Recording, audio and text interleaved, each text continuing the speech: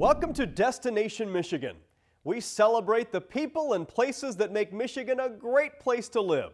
Sit back and enjoy tonight's edition of Destination Michigan. Support for Destination Michigan is provided by the CMU Bookstore. T-shirts, sweatshirts, hats, maroon and gold memories, and an official outfitter of Adidas apparel at the Central Michigan University owned and operated CMU Bookstore. Online shopping 7 days a week at cmubookstore.com. The CMU Bookstore, online at cmubookstore.com, on campus in the University Center, and game day locations at Kelly Short Stadium and the CMU Events Center. Tonight on Destination Michigan. 1,000 men in a regiment. The only way they could keep proper alignment was by being with their battle flags. Preserving the history and the flags that played a major role in the Civil War at the Michigan Historical Museum in Lansing. It's a Michigan product that produces a Michigan ice cube tray, or Michigan ice. This mitten is as cold as ice. Warren's Hugh Hatch and his mitten-shaped ice cube trays. This time on Destination Michigan, load up your thermos and join us for a class out there on ice fishing.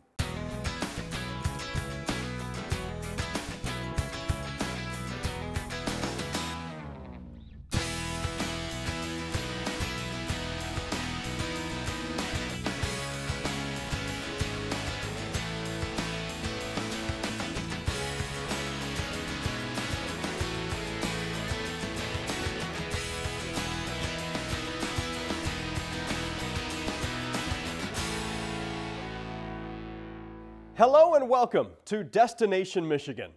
Tonight we'll kick it off with a story about preserving the history of Michigan, one flag at a time.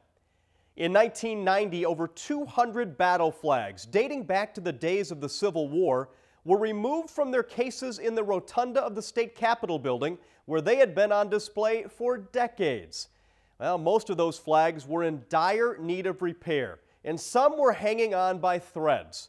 Today, those flags have a new lease on life, thanks to a dedicated group of citizens and a new home at the Michigan Historical Museum. We wave our flag proudly as we take you to Lansing and introduce you to Michigan's historic battle flags as we kick off tonight's edition of Destination Michigan.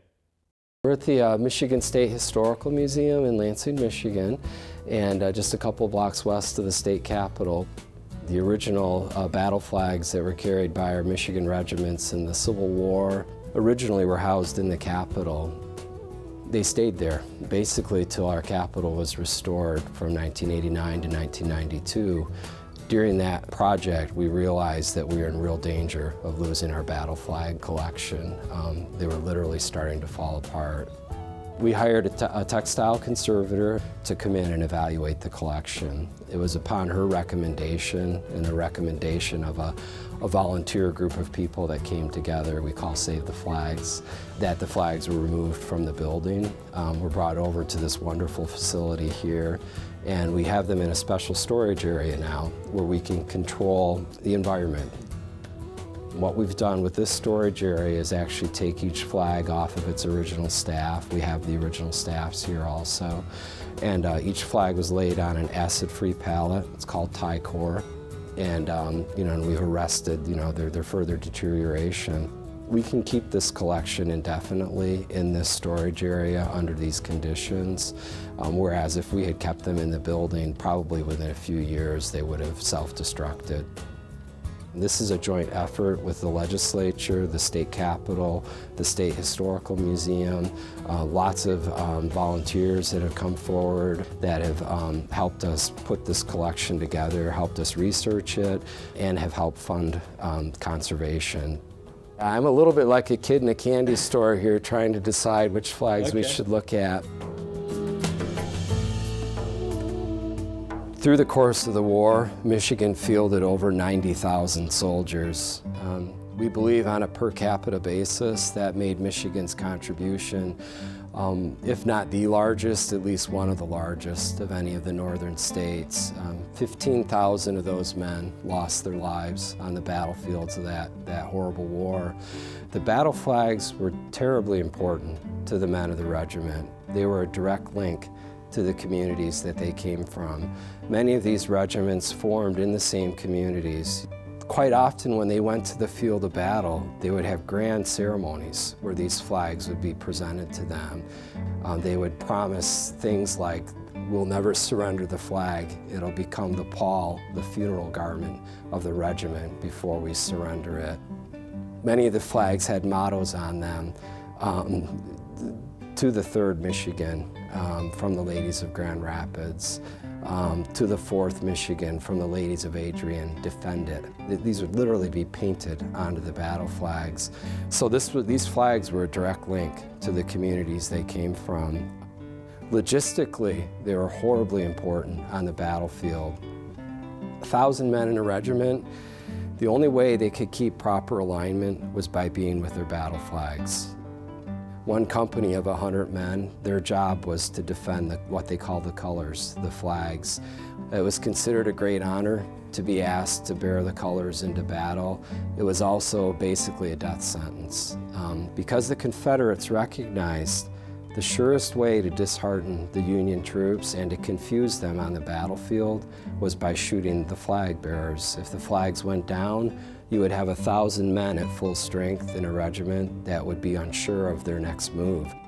If the flag bearer took his staff out of its holster and planted it in the ground, every man of the regiment knew that their job was to defend that battle flag and their regiment's position on the battlefield to the last man, if necessary.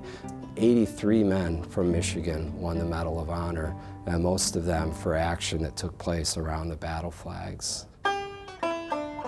This particular flag is a flag of the 26th Michigan Infantry Regiment. We basically numbered our regiments. The first group of 1,000 men from Michigan to enlist in the Union Army enlisted in the 1st Michigan. When we do research on flags, counting stars is a really simple way for us to try to date a flag. 34 stars for the first part of the Civil War. During the Civil War, the state of West Virginia joined the Union, and that added a 35th star. So if a flag has 34 stars, we know it was carried early in the war. This is kind of a history of this regiment. The other names that you see here are called battle honors. These are names of battles that the 26th fought at with great distinction. This flag was carried towards the end of the war, and the reason we know that, if you look at the battle honors, you can see they're all done basically by the same hand, and it includes battle honors that took place very late in the war. General Robert E. Lee, commander of the Army of Northern Virginia, surrendered his troops at Appomattox Courthouse, which basically signaled, the end of the Civil War, and it was shortly after that the other Confederate armies surrendered. The Civil War was the event of their life, the seminal event of their life, and they remembered it, and they talked about it. Some of them wrote histories of what they saw during the war, and so every one of these names on this battle flag meant something to each man of that regiment that participated in that battle.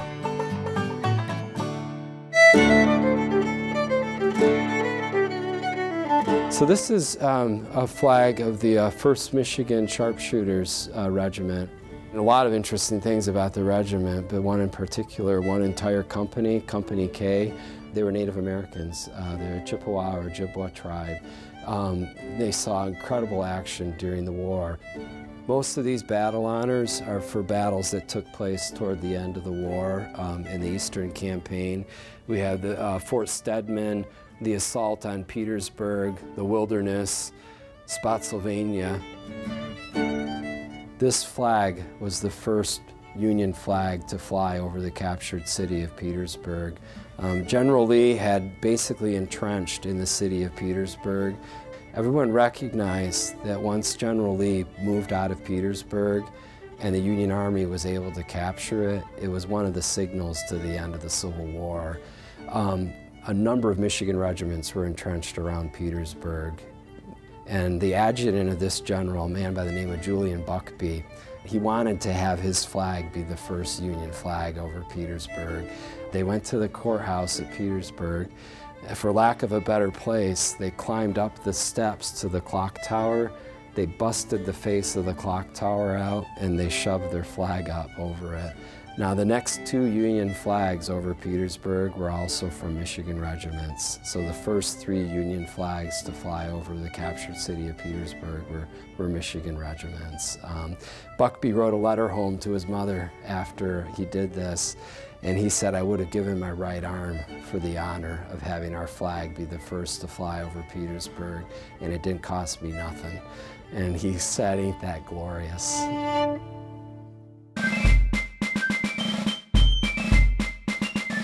This particular flag was carried by the 6th Michigan Volunteer Cavalry Regiment. They were part of a very famous group of men from Michigan that fought with the Michigan Cavalry Brigade. We believe it was one of the, if not maybe the only, brigade in the Union Army that was made up entirely of men from one state. They were led by another very well-known man from Michigan, George Armstrong Custer. In fact, General Custer led the men of the 6th Michigan into battle at Gettysburg by standing up in his stirrups on his horse, drawing out his saber, holding it over his head and waving it, and yelling, "Come on, you Wolverines." One of the most daring and dashing charges of the Civil War took place that day under Custer's command. The 3rd Michigan was one of our first regiments from the state to join. There's a really great story about how the regiment was formed, and one particular company of the regiment came from Lansing. The day after the bombing of Fort Sumter, which pretty much signaled the start of the Civil War, there was a war rally that was held in the 1st Lansing Capitol. One young man was named Seymour Foster, and he was a young boy from Lansing. You know, fiery speech after fiery speech was delivered, and finally at the end, Judge Tenney stood up at the rostrum and he said, any men that are willing to volunteer should come up and sign the book that's been prepared for you. And according to Seymour, the room grew deadly quiet, and he said finally there was a commotion from the back of the room, and the noise of a sole individual sort of picking his way through the crowd to get up to the rostrum. He signed his name to the book, and after he signed, Judge Tenney announced Charles T. Foster has enlisted in the Union Army, Seymour's only brother. First man from Lansing to enlist in the Union Army. He ended up becoming a flag bearer for the 3rd Michigan. Now, as the war progressed, the 3rd saw action in the Peninsula Campaign, the battles that took place south of Richmond. At one point, one of the battles, the colonel of the 3rd came forward and he said, our flag bearer has given out and he's not able to carry the colors. And he said, who among the sergeants will volunteer to carry the colors? And Foster stepped forward. I wrote a letter home to his mother here in Lansing after the battle and said, I carried the colors in the last fight. And he said, you may wonder why I would have volunteered for such a dangerous duty. And he said that I was concerned that if I didn't volunteer, that the colonel would have to pick someone and that the duty might fall on someone who had dependent children at home. And he said, I figured me being single, if I was killed, I wouldn't be missed. Wrote this to his mother. Seymour wrote years later that it was a good thing Charles never knew the anguish that that one line in that letter caused his mother. About 2 weeks later, again, the color bearer was unable to carry the flag. Again, the colonel asked for a volunteer. Foster again volunteered to carry the flag. This was at the Battle of Fair Oaks, and he was killed carrying the battle flag. Even in his death, he was concerned about this flag. In one of his last acts on this earth, he took the staff and he planted it in the ground, and he looked to his comrades and he said, don't let the flag go down. The 1st Grand Army of the Republic post in Lansing, which was a group of Union veterans, the Grand Army of the Republic that was formed after the war. The first post in Lansing was named the Charles T. Foster Post in honor of Charles T. Foster.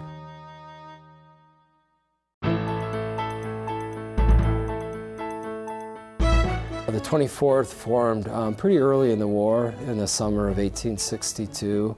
And actually they formed as a result of a riot that had taken place in the city of Detroit.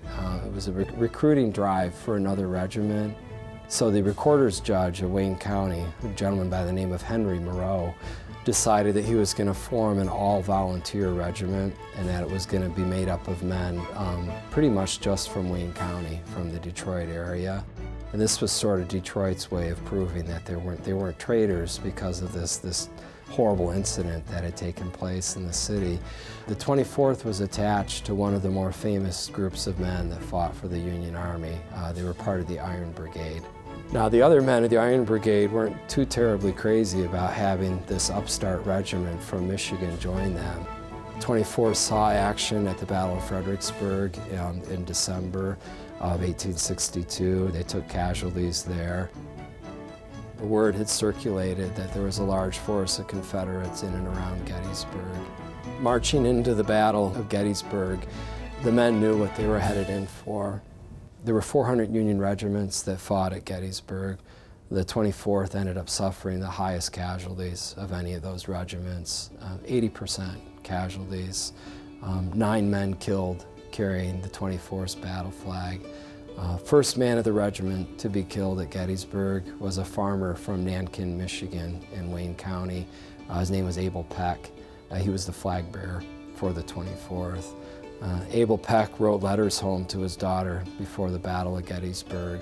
And one of the last letters that he wrote to Alice back home in Michigan, he said, I know you're concerned about me, I know you're worried about me.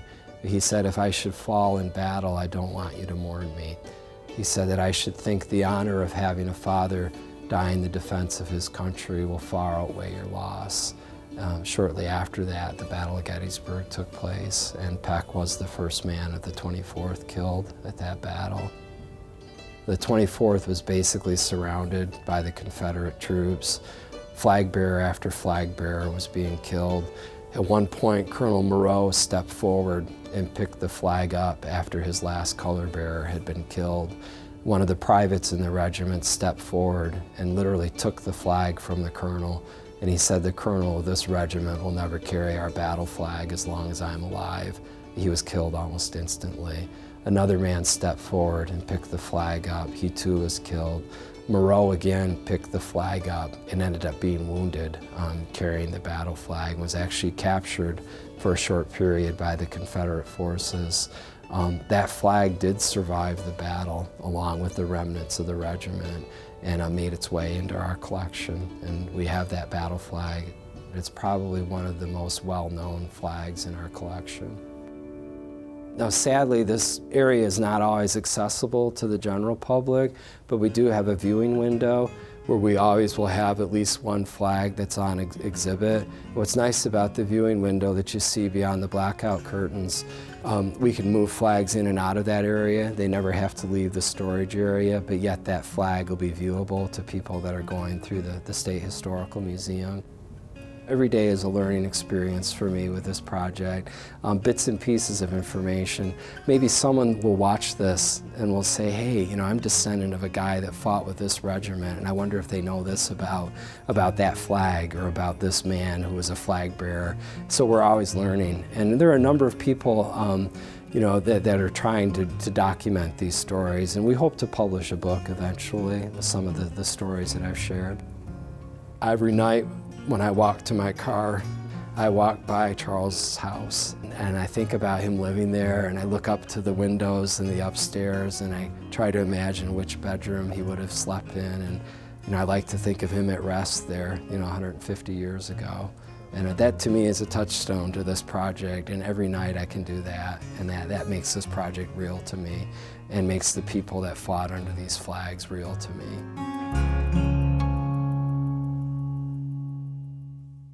You can visit the Michigan Historical Museum in Lansing to see displays of some of these historic battle flags. And if you'd like to learn more about the group that helped save these flags, you can contact Matt Van Acker at the Michigan State Capitol.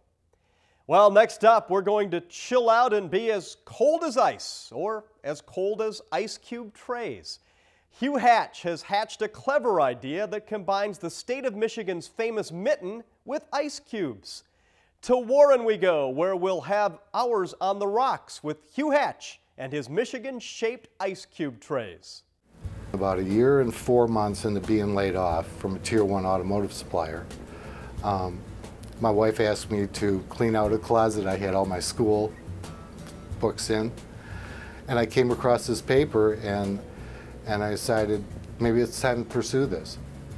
The paper Hugh Hatch rediscovered was back from his college days, an assignment that got him thinking about creating his very own, very unique product. My sister and my brother-in-law at the time lived in Texas, and there was a product called Tex-Ice, and they sent me a tray of Tex-Ice. And I thought, if they can do it in Texas, we can do it in Michigan.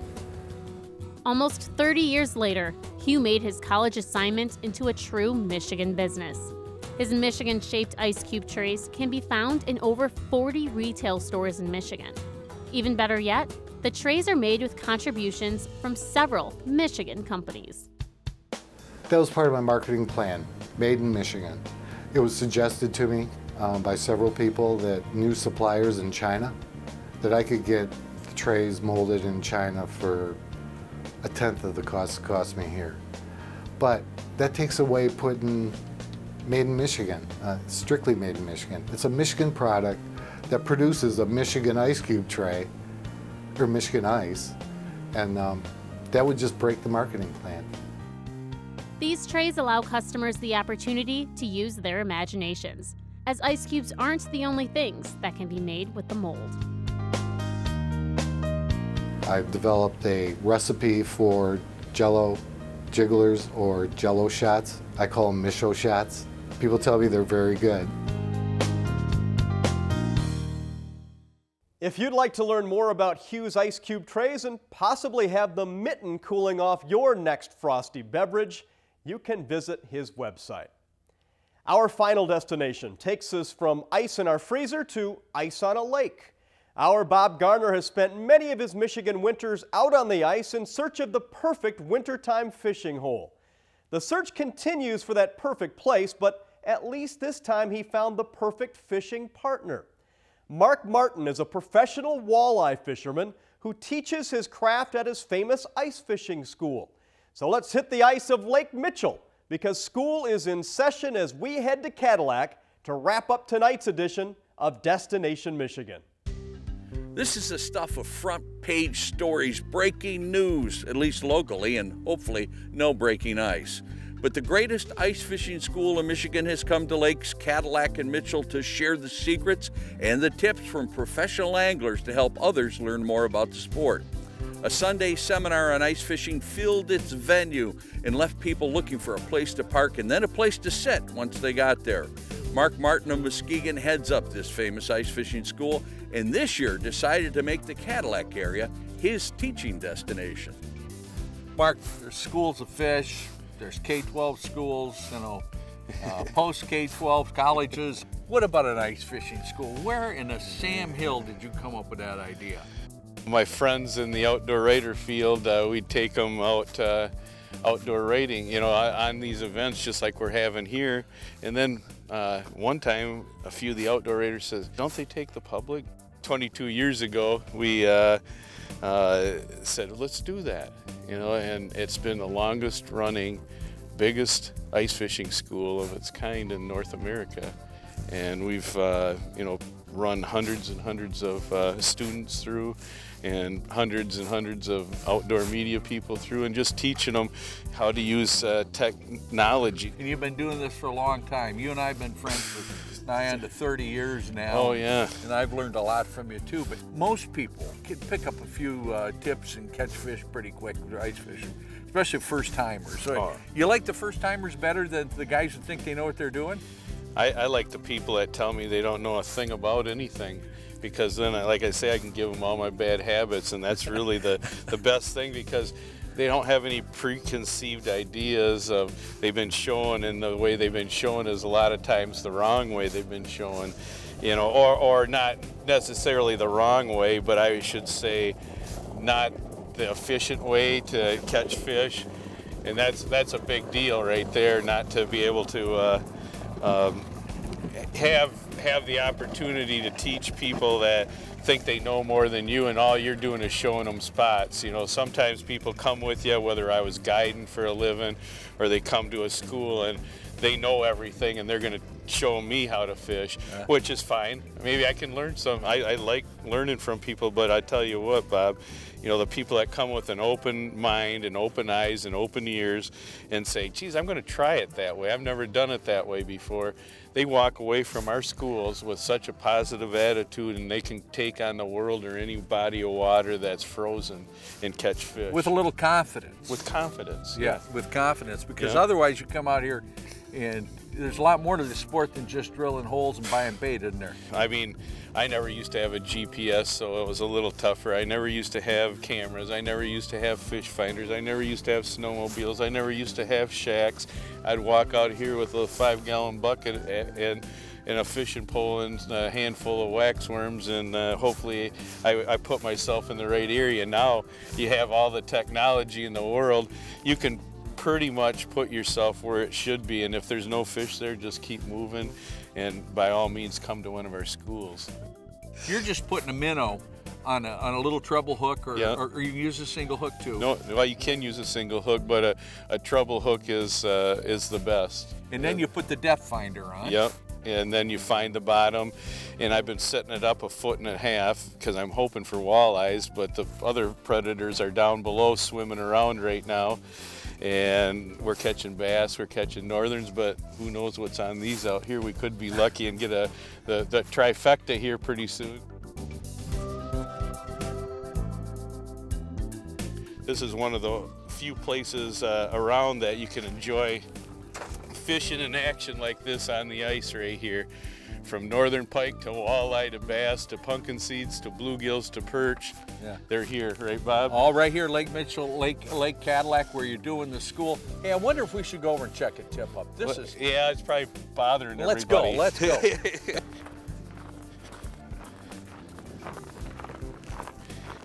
Come on, be a nice walleye or something this time. It's a nice fish. Okay, now we don't have too far to go, so just keep watching for the fish and keep them off the edge of the ice if you can. Ooh, yeah, another bass. There you go. Bring them up. My passion is really teaching people, and to me that's fun. You know, I know they're learning something. I'm giving back what I have been taught for the last 50 years, and that's what it's all about, is giving back the sport that you learned to somebody that doesn't know, and watch. I live their excitement. It takes me back to when I was 6, 7 years old again. If Mark can teach Bob a lesson or two, just think what he can do for you. To learn more about Mark's ice fishing school, visit fishingvacationschool.com. And that is a wrap for tonight's show. Be sure to join us next time for another edition of Destination Michigan.